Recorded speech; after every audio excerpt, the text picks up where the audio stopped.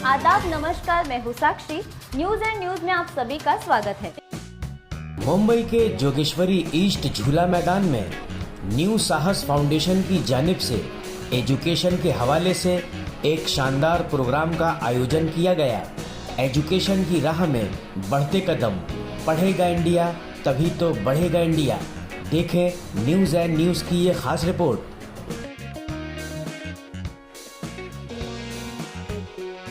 अल साहस ने जो इस वक्त ये जो प्रोग्राम अरेंज किया है जोगेश्वरी झूला मैदान में, तो ये हमारे तनवीर भाई और इसरार भाई की मेहनत है, जिन्होंने लॉकडाउन के अंदर अपनी एक सोच बनाई थी कि भाई हमारे मोहल्ले में बच्चे बैठे बैठे बर्बाद ना हो, इनका टाइम वेस्ट ना हो।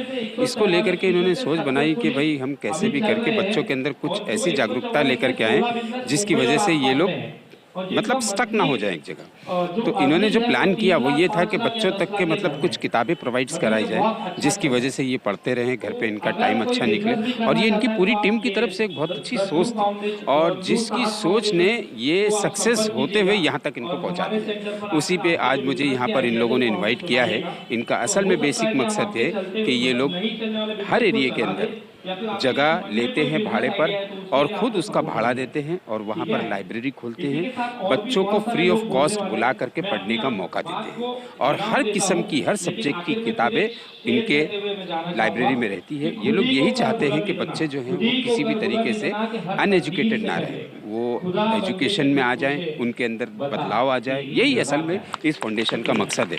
और मैं आपके चैनल के माध्यम से भी ये मैसेज देना चाहूँगा कि अपने बच्चों को ज़्यादा से ज़्यादा अवेयर कीजिए, उन्हें एजुकेशन की तरफ लेकर के आइए। Thank you so much, thank you so much. मेरा नाम मोहम्मद इसरार है।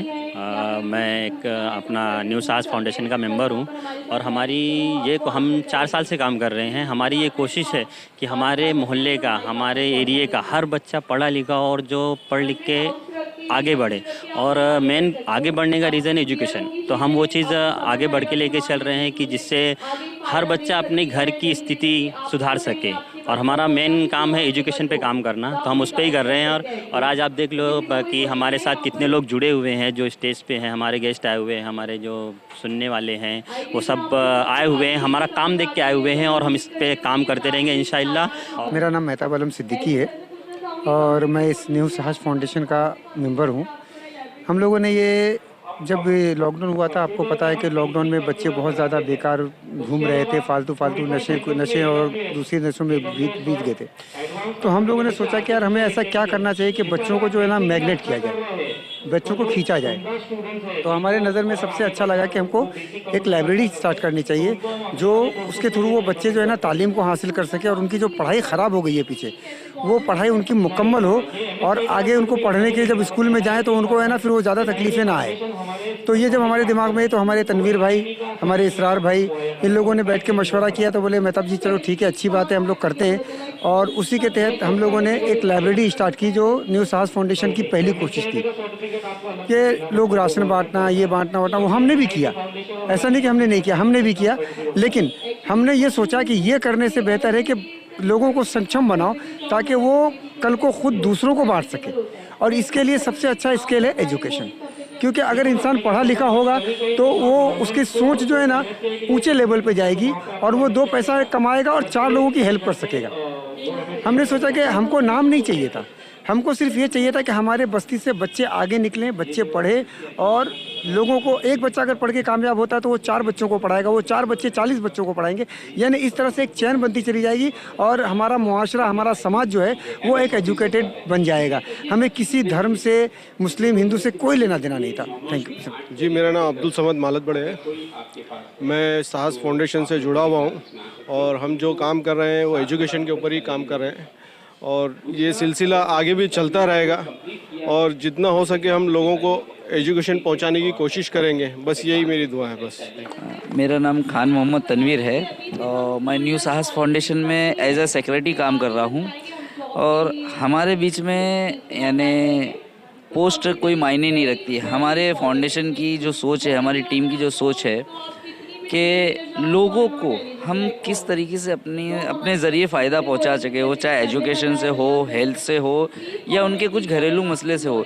तो यही सोच को लेके हमारी टीम एक काम कर रही है। और पहला हमने जो मुद्दा लिया है वो हमने एजुकेशन पकड़ा है। और साथ में हमने अपने समाज में, अपने एरिया में ये देखा कि काफ़ी के बच्चे जो हैं वो 8वीं 9वीं पास करके घूम रहे हैं, बेरोज़गार हैं। तो हमको ऐसा लगा कि ऐसे जो कोर्सेस हैं जो फ्री में हो रहे हैं और ICIC और जैसे मैजिक बर्ग ऐसी संस्थाएं चला रही हैं, उनको हम इंट्रोड्यूस करवाएं ताकि वो बच्चे उसका फ़ायदा उठा सकें।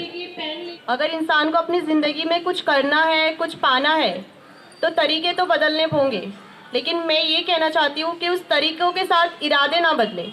इसके बाद हमारे कुछ और गेस्ट हैं जो हमारे बीच में यहाँ मौजूद है, मैं उन्हें स्टेज पे बुलाना चाहूँगी। I request each and every one of you, हर आपसे हाथ जोड़कर विनती करके ये कहूँगा, बेटा हो या बेटी, उसको पढ़ाओ लिखाओ और साथ में उसको कुछ हुनर दिलाओ कि कल मुश्किल के समय अगर कहीं कुछ हो जाता है तो वो अपने लिए और अपने परिवार के लिए खुद कमा सके। मतलब हिंदू हो, मुस्लिम हो, सिख हो, ईसाई हो, बौद्ध हो, जैन हो, कोई भी जाति धर्म भाषा प्रांत के लोग हो, वो यहाँ पर आ सकते हैं, है ना। तो ये अनेकता में एकता जो हमारे डॉक्टर बाबा साहब आम्बेडकर ने संविधान में लिखी है, यह हमारे देश की खासियत है। मेरा नाम मुश्ताक है और इसी बस्ती में रहता हूँ। शायद कुछ लोग जानते हैं और कुछ लोग नहीं जानते होंगे।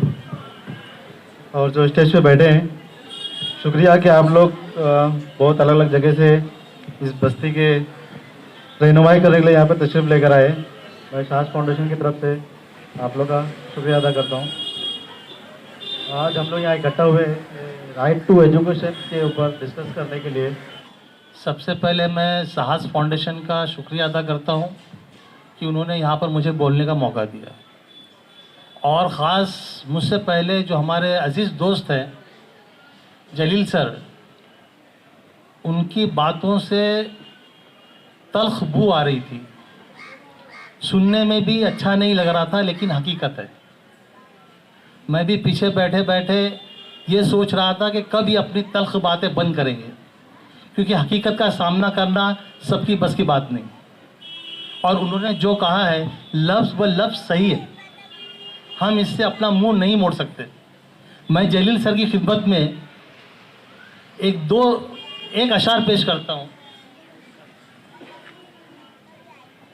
आईना हूँ दिखा दूंगा दाग चेहरे का, आईना हूँ दिखा दूंगा दाग चेहरे का, गर बुरा लगे सामने से हट जाए।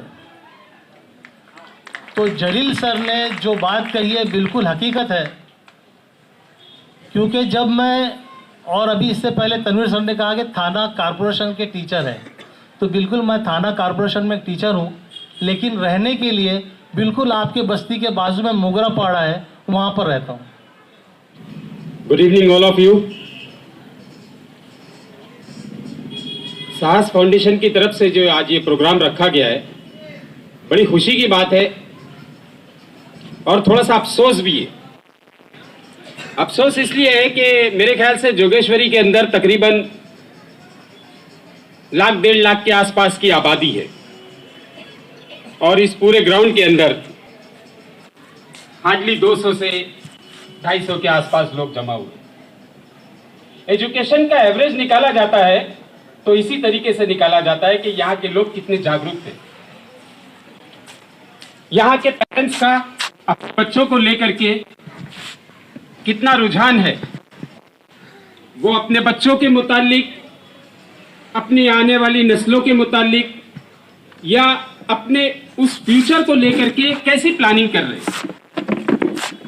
माहौल देखने से बहुत सी चीजें खुलती है, लेकिन फिर भी इस माहौल में साहस फाउंडेशन ने जो काम किया है वाकई तारीफ के काबिल है। ऐसे इलाके में एक छोटी सी लाइब्रेरी खोलना और उसके बाद फ्री ऑफ कॉस्ट रखना कि भाई आप लोग आइए और आकर के पढ़िए, ताकि आप एजुकेट हो सके, अपनी फ्यूचर के बारे में कुछ प्लानिंग कर सके, कुछ सीख सके और अपने समाज में, अपनी कौम में और इस देश के अंदर कुछ तरक्की लाएं। लेकिन पेरेंट्स को देखने के बाद और पेरेंट्स का सर्वे करने के बाद जो चीज़ सामने निकल करके आती है वो थोड़ी सी नाकाबिले तारीफ है। हो सकता है कि कुछ लोगों को बुरा भी लगे, लेकिन दवा का काम कड़वाई होता है थोड़ा सा, शायद बोलना ज़रूरी है। आज जो हमारा माशरा एजुकेशन से पीछे है, उसके पीछे लोगों का हाथ है। नंबर 1 पर हमारे वो बड़े तालीम के इदारे को लेकर के अपने अपने समाज में ऑर्गेनाइजेशन नहीं बनाई जहां पर बच्चों को सही गाइड किया जाए, बच्चों को तालीम और तरबियत के लिए उभारा जाए, उन्हें रास्ता बताया जाए कि जिंदगी जीने का तरीका क्या है। नंबर 2 पर वो टीचर्स जिन लोगों ने स्कूल तक इसको महदूद कर दिया, वो उलमा या वो आलिम या वो मौलाना, जिन लोगों ने उसको महदूद कर दिया, ये काम कर रहे हैं। मैं ये नहीं बोल रहा हूं कि नहीं कर रहे, लेकिन एजुकेशन फील्ड में जिस तरीके से तालीम और तरबियत के ऊपर काम होना चाहिए था, वैसा नहीं हुआ। अगर एक बाप अपने बच्चे के सामने, अपनी फैमिली मेंबर के बीच में खुलेआम झूठ बोल सकता है, तो क्या वो इस बात को यकीनी तौर पर कह सकता है कि मेरा बच्चा भी झूठ नहीं बोलेगा? और फिर माओं का क्या कहना, माशाअल्लाह, मैं सब माओं के बारे में नहीं बोलूंगा, कुछ माएं अच्छी भी हैं, लेकिन कुछ माओं का टेम्परामेंट इतना हाई होता है कि वो गुस्से में आकर के कह देती है सुअर का बच्चा। और एक लफ्ज कहूं, ये लफ्ज भी ज्यादा खतरनाक है शायद। ये चीजें कहां से आई हमारे समाज में? आपका बच्चा आज अगर नंगे पैर घर से बाहर निकल करके जा रहा है और सिगरेट की दुकान पे, गुटखे की दुकान पर खड़े रह करके उन लोगों के साथ सिगरेट गुटखा खा रहा है, ये चीजें उसके अंदर आई कहां से? खुलेआम आपके माँ बाप के सामने वो अगर झूठ बोल रहा है तो उसके अंदर ये चीज आई कहां से? स्कूल गया था, स्कूल से वापस आया तो स्कूल से कंप्लेंट आई कि अरे आपके बच्चे के बैग के अंदर तो हुक्का था, आपके बच्चे के बैग के अंदर तो गलत चीज थी। ये चीजें उसके अंदर आई कहां से? बहुत सोच विचार करने की जरूरत है। इस पे बुरा मानने की जरूरत नहीं है, बल्कि काम करने की जरूरत है। अगर आज मैं घर के अंदर बैठा हुआ हूं और मेरे बच्चे को बोलता हूं कि जा करके एक गुटखे का पैकेट लेकर के आ जाओ, एक दिन ऐसा आएगा कि वो खुद खाता हुआ आएगा। आप बचपने में अपने बच्चे से पूछते थे, बेटा तू क्या बनेगा? आपका बच्चा बोलता था मैं डॉक्टर बनूंगा। माँ बाप पूछते कि नहीं पूछते? ये बात बचपन में पूछते हैं ना, सर मैं आर्मी ऑफिसर बनूंगा। एक बोलता है मैं बनूंगा, एक बोलता है मैं पुलिस वाला बनूंगा। भाई नींबू का पेड़ लगाया था तो अंगूर कैसे आ गए उसमें? वही बच्चा धीरे धीरे धीरे बड़ा जब होता है तो पता चलता है कि वो किसी होटल में काम कर रहा है, बाटा की शॉप में, या कहीं वड़ा पाव की गाड़ी लगा के बैठा हुआ है, और बहुत आगे जाओ तो ओला की गाड़ी चला रहा है या रिक्शा चला रहा है। और अगर जो ये भी नहीं कर रहा है तो वो कहां है आप समझ सकते हैं। अपने बच्चों के अंदर बड़ी सोच पैदा कीजिए, बड़े लोगों का तारुफ करवाइए, अच्छी जिंदगी का रास्ता उनको बताइए। ये कैसे होगा? जब आप खुद इसके ऊपर अमल करेंगे। आप रात में 12 बजे तक सोफे के ऊपर बैठ करके मोबाइल देख रहे, आपका बच्चा 12:30 बजे तक देखेगा। आप अगर 1 बजे तक देख रहे, आपका बच्चा 1:30 बजे तक देखेगा। आपको चेंज करना पड़ेगा, एंड दैट इज एजुकेशन। अगर हम लोगों ने अपने आप को नहीं बदला, अगर हम लोगों ने अपने आप को चेंज नहीं किया, तो हमारे बच्चे भी चेंज नहीं होंगे। मैं इस बात को ध्यान से सुने, अपने बच्चों के अंदर बहुत सारा एनवायरनमेंट पैदा करें। आप एक टिफिन देते हैं तो उस टिफिन को देते वक्त अपने बच्चे के कान में ये बात बोल देना, बेटा जब भी टिफिन खोलो तो देख लेना आजू बाजू में कोई भूखा तो नहीं है। शायद हो सकता है तुम्हारी क्लास में कोई ऐसा हो जिसके पास आज टिफिन ना हो, तो अपना टिफिन उसके साथ शेयर कर।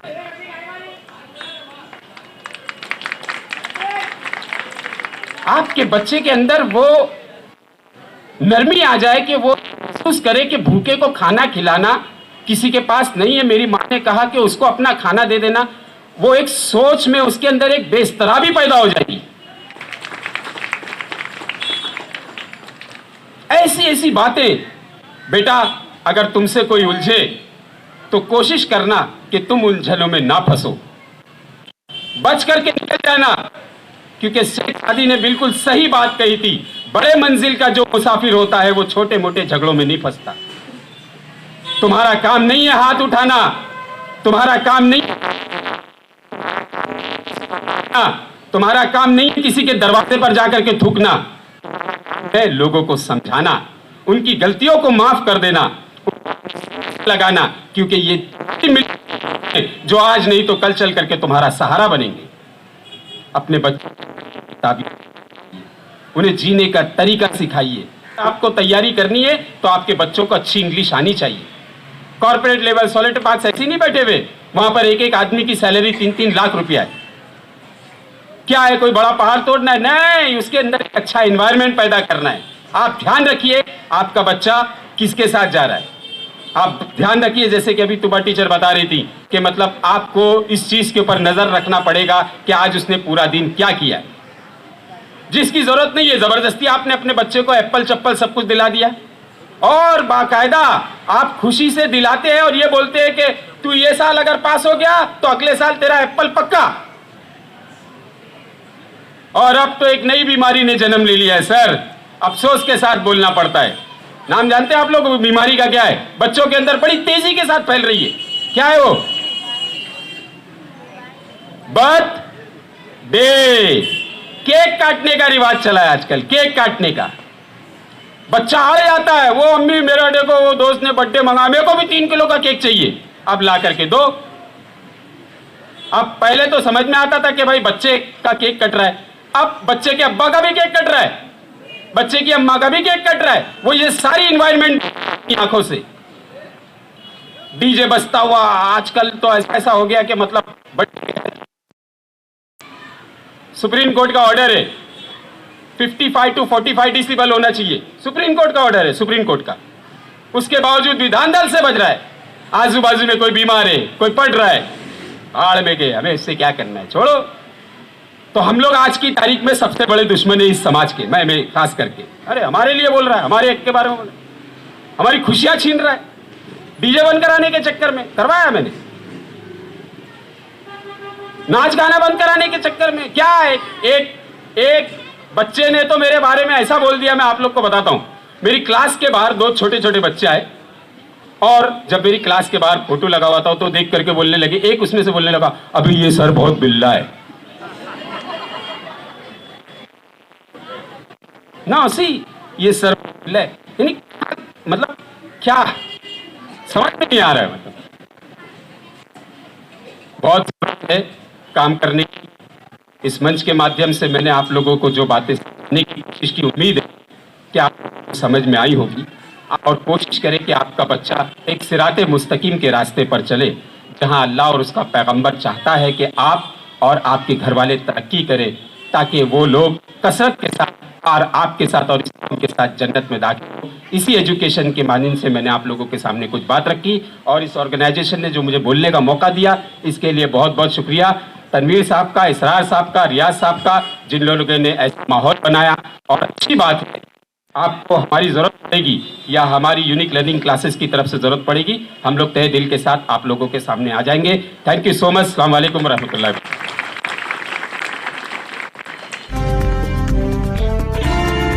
देश और दुनिया की ताज़ा तरीन खबरों के लिए देखते रहिए न्यूज़ एंड न्यूज़। देखिए सिर्फ हकीकत।